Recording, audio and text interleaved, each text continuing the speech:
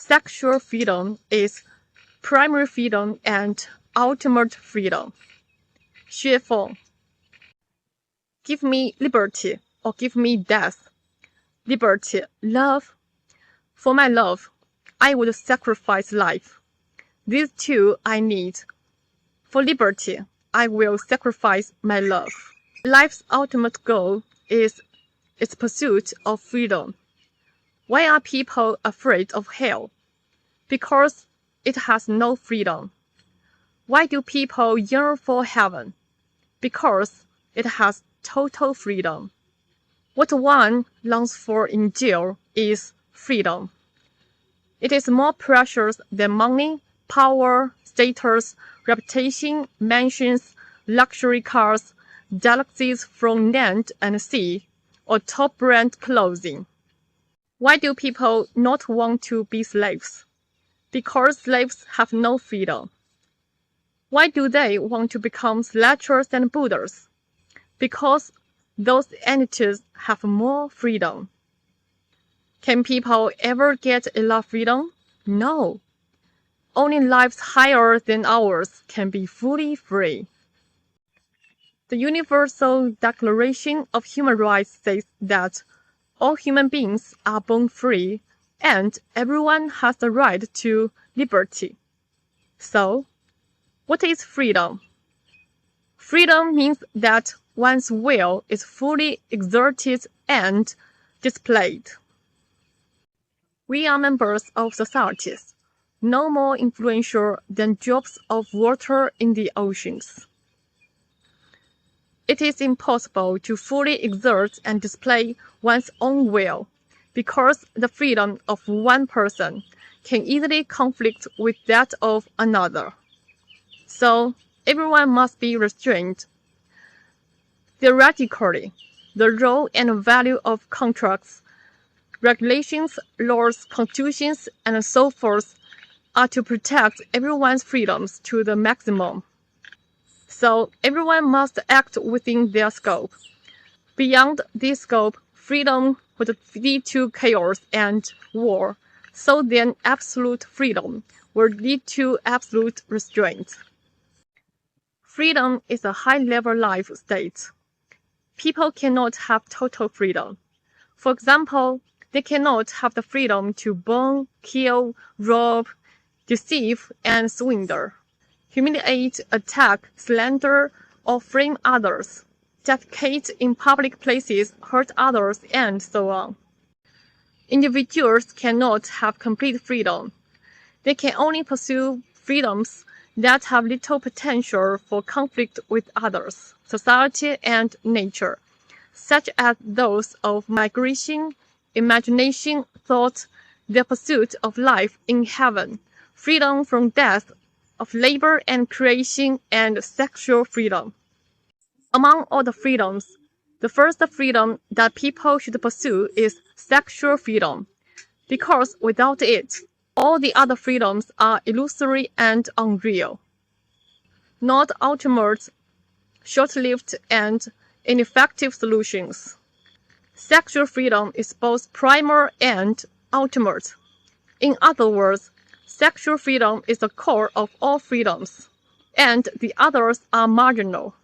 To pursue freedom, the first one to pursue is always sexual. What is sexual freedom? When it comes to sex, we should not narrowly restrict it to male and female sexual intercourse. Master Bodhidharma clearly pointed out in his Bloodstream sermon that nature, same word as sex in Chinese, is Buddha. When someone has sexual freedom, they are Buddha. Therefore, the meaning of sexual freedom is to be able to exist and live fully according to the Creator's intention. According to Chinese values, it means having the ability to exist and live according to the way of nature. For example, to see with one's eyes is a freedom of human nature. Eyes are for seeing, so if their function to do that were forbidden. That would be restricting and depriving one's freedom of nature. If one is prohibited from singing when they want to, they would lose some of the freedom of nature. Another example is that everyone has reproductive organs with purposes. They are not only used for excretion and procreation, but also for enjoying sexual pleasure. Restricting one's enjoyment of sexual pleasure is restricting their nature. If one fully enjoys sexual pleasure, it can be said that they have gained sexual freedom. There will always be those who, whenever sexual freedom is mentioned, will immediately think of sexual openness, carnism, debauchery, lewdness, promiscuity, pimp, sluts, adultery, fornication, and the like. These are purely assumptions and imaginings of the savage and foolish, or the expected understandings of men with brutish natures. Sexual freedom is the artistic blooming and enjoyment of the nature of the civilized, not the delicacy of scrambling barbarians. Some people attribute AIDS and other STDs, family breakdowns, and similar consequences to sexual freedom.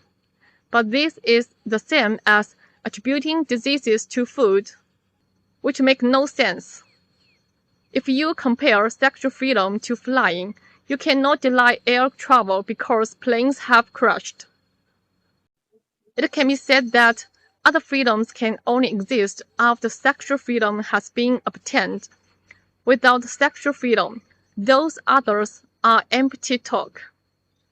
One's degree of life quality is closely related to their level of freedom. The higher their quality of life, the greater their freedom. When you look at nature, we find that animals are freer than plants.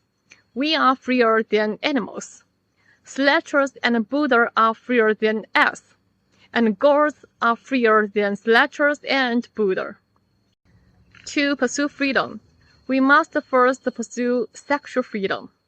However, if one does not perfect their soul garden and does not possess the qualities of sincerity, kindness, beauty, love, faith, and honesty, then they absolutely cannot enjoy sexual freedom. In short, people cannot enjoy sexual freedom fully. This is determined by the quality of our species.